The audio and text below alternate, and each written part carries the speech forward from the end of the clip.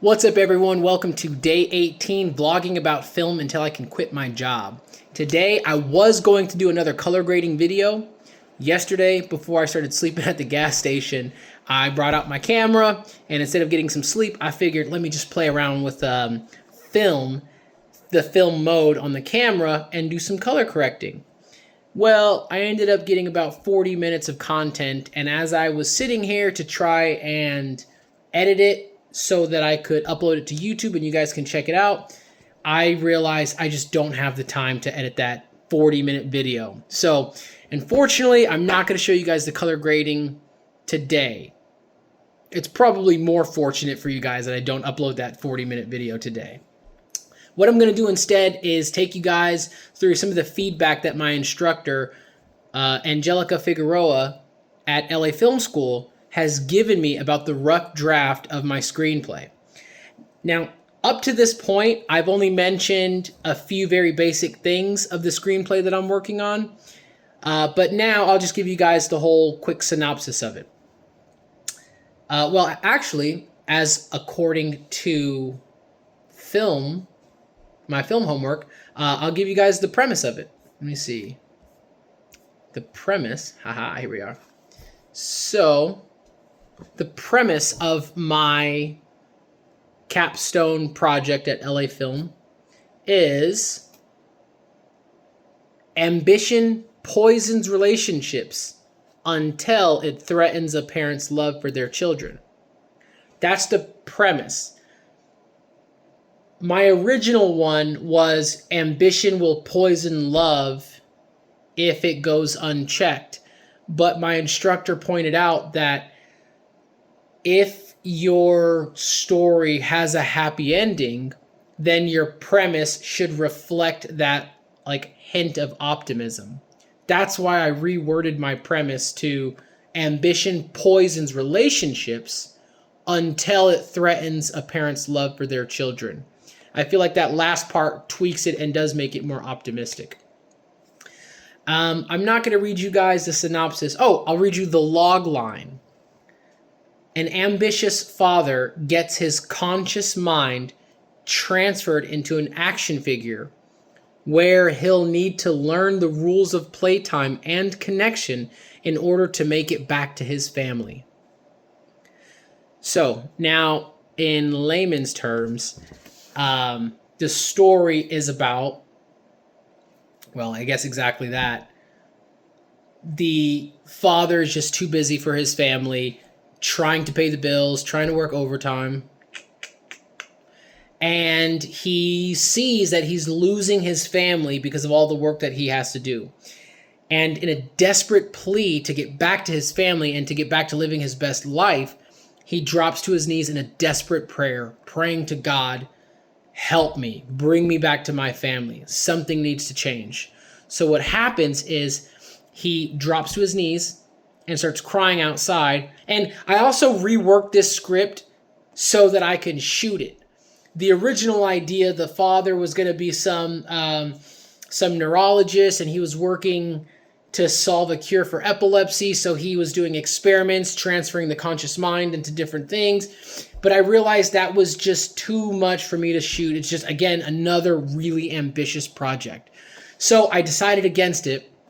And instead, I'm doing, because there was going to be like a machine, there's going to be a laboratory and all this stuff. But because I'm made to shoot this script, I pulled back and did a whole overhaul on this project. So now he's just a busy father trying to get his author business off the ground. This guy. And drops to his knees and prays and starts crying over one of his children's toys. And the good old faithful Hollywood tear magic is going to be exactly what we need. So as he cries on his son's action figure, I'm going to do the famous dolly zoom out shot where it's like, that way it could emphasize there's some psychological change happening. I'm going to do that with the action figure with the teardrops on it, and then I'm going to do the dolly zoom out shot of the father. Again, showing that there's a transfer in conscious. And you know what? I just thought about this. I'm going to do it side by side. So I'll do the original shot of the action figure, then the original shot of the father, and then when I go to edit that, I'll actually put them side by side so you see it happening together. That's a great idea. Thank you. So the main character's name is Jack. So the original screenplay I wrote was, and again, I'll boil it down, but the original one that I wrote was the father is driving home from work. He's on the phone with his mother, talking about he has a sick brother, hinting at there's already a lot of stuff going on in his mind. It's not just family. It's not just work. It's just life stuff. So there's stuff happening with his brother. He gets upset. He comes home, enters through the door. His family hears him and they get excited at first. But when they hear his reply, like, oh, hey, guys, then they know dad's not present right now or dad's angry. I have to stay away from daddy. I was going to do a shot where one of my children were going to be like looking up, dad's home. And then they hear his voice and they kind of like shrink back down, go back to playing toys. But that was just those few scenes that I told you. We're going to take up a lot of pages, a lot of writing that I need to use to be as efficient as possible with the narrative. The reason why I'm emphasizing that is because I did the 7 pages, and after the feedback that I'm going to read you that my instructor has given me, I just have a whole lot of things in there that don't further the narrative. It's just fluff. And it was a rough draft, so I decided I don't need to put a lot into it. It's just a rough draft. But now that I'm working on my final draft, which obviously this is not going to be my final draft, but final for this class, for this project, for this homework assignment, I need to pretty much do a complete overhaul and remove scenes and put ones in there. So I really need to beef it up. So there's a lot of stuff that I'm taking out. I digress. After the scene with my son, then it was going to be he goes into his bedroom, sees one of his prized action figures, and it's gone. And he gets upset because that action figure meant so much to him that the kids aren't supposed to play with it. He starts freaking out. He gets upset. He starts picking fight with his kids. His wife, the children's mother, steps in, defends the kids. The father and mother start kind of going at it. He gets upset and goes outside, and he's just kind of so much anger. And then that's when he goes to the light that's in my backyard. There's action figures there. He sees the prized action figure, drops to his knees as a little reflection like, why am I so upset? It's an action figure. Those are my kids. They like toys. I play toys with them. Why is this a big deal? And that would be the thing that prompts him to start crying and start praying to God over the action figure. I do want to keep that scene in. I will have to reword it heavily, but I really want to keep that in. Then he wakes up the next day from a completely different point of view. He wakes up outside, looking up. He sees the trees that look ginormous, and blades of grass are holding him down. So then he kind of picks himself up, and it's coming from the POV of the action figure, so it's really low to the ground, and he's looking around. Then I do a zoom out shot where it actually shows the action figure, and that's where I introduce some stop motion as the action figure kind of like looks around, what's going on with me, then starts walking through the grass. After he walks through the grass, the boys, his children, my children, would come, pick up the action figure, think nothing of it, and just start playing. I was going to do a montage of my kids' hands in one frame. So right now I have my camera. You can't see this, but I have my camera in the thirds. So my whole screen is divided up into 9 separate frames. I was going to have the action figure in the center frame with my kid's hands holding him, and that would be consistent, and I would do a montage of different environments that my kids would be playing with him, different poses, different time of day, and I would just do a montage because I was hoping to condense a lot of their playtime in a montage. That way it saves me some time with with finishing the rest of the script. Just so you guys know, the requirements for this one is a 4 to 7 minute screenplay, which every screenplay, each page is roughly 1 minute of film on the screen.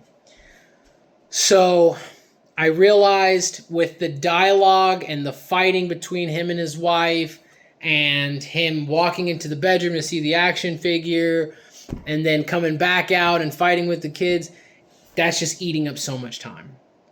So I'm going to have to change those things. The montage, I think I still will keep, because that kind of just bolsters the main theme of the story, which is playing with your kids to connect with them. So I will attempt to keep that in. After the montage, what happens is the action figure is in his son's room and hears the knock on the door. The door opens, the dad comes in, and again, hey, and the action figure doesn't understand, how is my body there? To which he would just see his body walk past and go to the room and go right to sleep. His family would think nothing of it. His family like, oh, dad's just in a bad mood. And that was going to be the pivotal point for the action figure, which actually has the conscious mind of the father. The pivotal moment would be he sees how his family sees him. And that was just a normal thing for the dad to just ignore everyone and go right to bed. And that was the moment where he realized, dang, something needs to change. So then I think I had one of the children cried on him again for whatever reason. Oh, the action figure climbed up to the top shelf of his son's bedroom and grabs a picture of his dad and him, and his son would come look for the action figure, find the toy, find the photo, get really sentimental, cry, the tear hits the toy, boom, the next day the dad is transformed. The dad then calls out from work sick just so he could stay home and play with his kids all day. Boom! Well, that's not good enough. So, thank you so much to my instructor, Angelica Figueroa, who has pointed out so many flaws. And when I mean so many, I mean the list was like crazy. So, and I'm so grateful she was so extensive, because having more feedback of things that I could see suck, and maybe suck might be too harsh, but are just not beneficial, gives me more ammunition, or gives me more a creative avenue. So I am so grateful for Miss Figueroa for helping me out and being as extensive as she was. I will say all the teachers at LA Film School have just been phenomenal. Maybe one or two teachers that I haven't really like connected with or like enjoyed, but they were still thorough and helpful and just great. Plus, all the teachers at LA Film School have an amazing portfolio behind them. So when you learn from these people, you feel like you're really getting industry professionals coming to help you out. Plus, because it's all online, the course I'm taking is all online. It feels good because it's more intimate. You could just write the messages. I mean, I wrote my instructor a message with like 2 paragraphs, long worded paragraphs, asking questions, thanking her for certain things, clarifying other things. She wrote back to me in 5 minutes on a Friday. That's incredible. And she wrote back 4 paragraphs back, saying, in words of encouragement, clarification, possible routes I can go. So it's just, I'm so grateful for this opportunity to be at LA Film School. It's awesome. It's been awesome.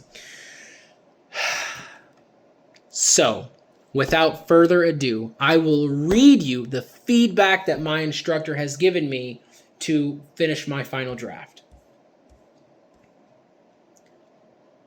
Delete the logline, synopsis, and the premise from your screenplay. Write scene headings in proper format all caps. Write the description of the action before the dialogue in each scene. Introduce the characters before they speak. Their names should be written in all caps, followed by a brief description that includes their ages. Name all your characters.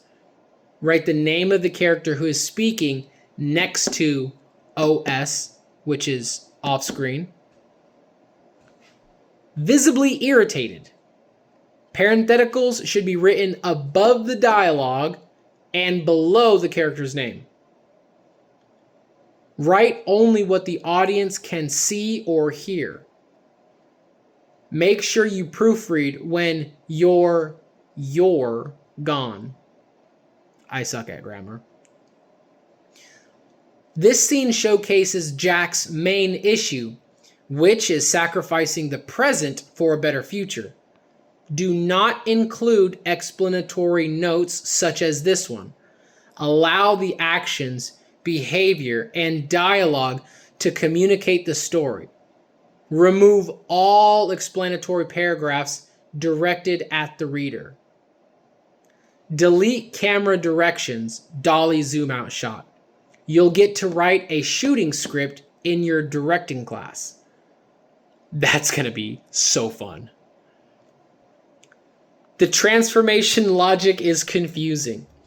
The world you've created needs firm rules. When he becomes a toy, does his body continue functioning? Is his consciousness split? Is another version of him controlling the body? Is his body sleepwalking? Is this supernatural possession? A quick note on that. I don't know how to encapsulate all of that information within the screenplay. If this was a full-length featured film, then I could work it in. But I'm taking this 4 to 7 minute screenplay as a short film. So there are certain things that are assumed. The world is a regular world. What's happening here is just a miracle, God magic, tear magic. So the fact that she's asking for a significant amount of explanation for the world, the transformation, the consciousness split, it all makes sense. I understand why she's asking that, but I just don't know how to do that. So that's going to be a challenge. The next point of feedback. The midpoint and second act need stronger conflict. The conflict needs escalation. Jack's character arc feels underdeveloped because his transformation happens too quickly and without enough resistance, setbacks, or emotional progression. Most of his realization comes simply from observing his children play rather than through difficult choices, painful discoveries, or active attempts to repair the damage he caused. Pause. That's what I'm talking about. The feedback is so extensive. It's so detailed. And she's offering like other ways for me to obtain a better character arc. I know that I'm in college for LA Film, but for some reason I just assumed the teachers were like, hey, just go read that, answer these questions, that's it. But it really feels like the instructors want you to succeed. They want you to develop. And what I just read you, to me, that's like spot on. I'll continue. Once your character understands the problem, the story resolves almost immediately, giving little time to explore whether he can genuinely rebuild trust with his wife and children. As a result, his final change feels more sudden than earned, which weakens the emotional impact of the ending. That's incredible. That's so good. That was all the feedback. I wrote her a few paragraphs just clarifying some things, and she wrote back. I guess you guys probably don't need her reply to everything, but yeah, I'll just touch on this. I asked for the the explanations that she would like to have under the action. I don't really understand that, so she broke it down. Describe physical movements, character reactions, and occasionally brief environmental details that help visualize the scene, but make sure they're pertinent to the plot. You do not need to explain every motivation directly, but the actions should reveal emotion and intention naturally. So, to me, it goes back to that age-old quote in film, show, don't tell. Again, the rough draft, not even going to lie to you guys, I was not taking it seriously. This week has been, the last few weeks have just been bonkers. So I did not put a lot into it. Now that she's given me such concise feedback, I am really looking forward to working on this. But you know what I will do? After I complete the final draft, I'll read it. I'll read it to you guys. Yeah, I'll read you guys the final draft in probably one of the vlogging videos next week. But that pretty much sums it up here. That's what I'll be working on today, tomorrow, and Sunday. I have to turn this in by Sunday at 11:59 because at 12 a.m. it starts as Monday, and then it's deemed late. And actually, this is my last project for this class. And then, what is my next class? Actually, let's just see what my next class is. Producing! Nice! I have a producing class next. And then directing too. Oh, so I already took a directing class. It must mean that I wasn't really good at it if I can't remember it. Producing is next. That's cool. That's going to be probably more oriented around the logistics of the filmmaking and fundraising, getting money together, whatnot. One thing I will say, one complaint I have about LA Film School is their classes are just back to back to back to back to back to back to back. It's a lot. It's just a lot of material. They also told me before I enrolled, they said, actually, no, this was while I was enrolled. One of my teachers said this kind of offhandedly, but he said, we want you guys to succeed in the world of film, but we're only giving you guys introductory lessons. And even in the advanced classes, there's no way it can cover everything film. So film school is a great place to start to learn what you didn't know, but to be great, you have to do your own research. And that makes sense. Everything that they say is valuable and wise, but it's up to me, the student, the filmmaker, to hone my skills and to really get good. I'm so far loving film school and the decision to pursue it. I do have an idea though. I have an idea because I'm using my GI Bill to go to school right now, so everything's paid for and all my camera gear came to me, and I get a check from the military every month to go to school. But my idea is dropping out of LA Film School like the last 2 to 3 months before I would graduate with a bachelor's in liberal arts, which it's like, it's liberal arts, right? Like that's not much. Anywho, I'm thinking about dropping out the last 2 to 3 months and then using the last 2 to 3 months of my GI Bill to go to a drone school in Maryland, I think it is. I talked to one of the instructors a couple years ago. His name's Theo Nix. Super nice guy, works with vets. And he was saying if I use my GI Bill, it pays for this big, beefy drone with a lot of batteries and programs. And I think an iPad comes with it, which I already have an iPad. But that way, if I do continue pursuing the filmmaking route, I used my benefits to get a $1,300 drone paid for, and I have all this camera gear. I honest to God don't care about a college degree. I don't care. Especially that it's liberal arts degree. That means nothing to me. So with film, they're not going to say, "Oh, did you go to school? Let me see your degree." They're going to say, "Let me see your portfolio. What have you shot? What can you do? What will you do?" So if I think about that, then dropping out of LA Film School, again, it just makes sense because I'm not just trying to get a piece of paper. I could take the last few months of my GI Bill and then put it towards another certification. Oh, that's something else. Drone school will give me an FAA pilot's license so I can legally fly the drone in commercial spaces and receive compensation. I believe you could only receive income from your drone footage if you have a pilot's license. Otherwise, you can't do any commercial work, which commercial work essentially just means charging someone to do it and it being recognized as a business, as an actual transaction. Obviously, you can do your back pocket deals or under the table deals, whatever. But that's just kind of my plan. I'm doing a quick overview of my classes. Wow, September 2027 is when my last class is.